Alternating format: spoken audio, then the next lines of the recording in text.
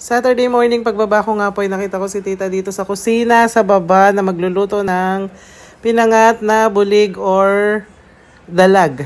Lalagyan nga daw niya ng sampalok para mas masarap. Wow!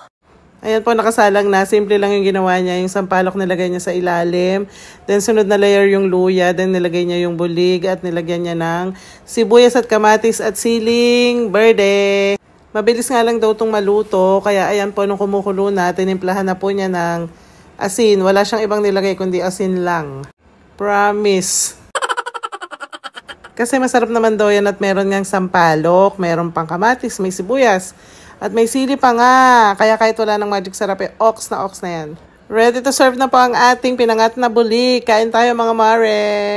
After nga namin mag-almusal ay inaya ko si Tito Celso para ipag-drive kami pagpunta ng Trinoma dahil meron akong pakay doon. Sinama ko si Princess, yung dalawang bata at si Mama Ols. Dapat po noon ko pa asikasuhin yun. Sobrang busy ako ng mga nakaraang linggo kaya ngayon ko lang maaayos.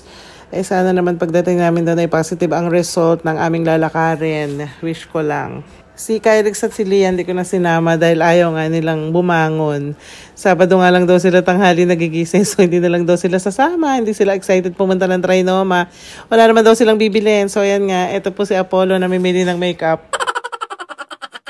Siyempre, char lang. Si Mama Ols po ang namimili ng kanyang mga gamit para sa pag may makeup niya sa parlor. Hindi ko na nga po na-videohan yung pagdating namin dyan. Nagpunta agad ako sa Globe at para mag-renew nga ng aking line. Pero sawi ang person.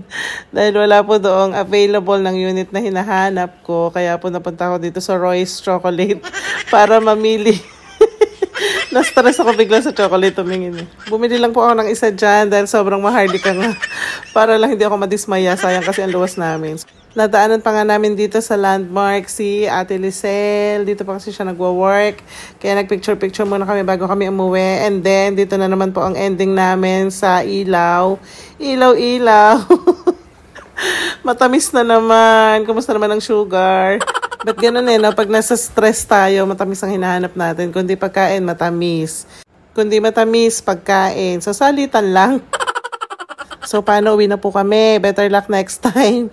Yan lang po for today's video. Thank you, Lord, sa lahat ng blessings. Bye-bye.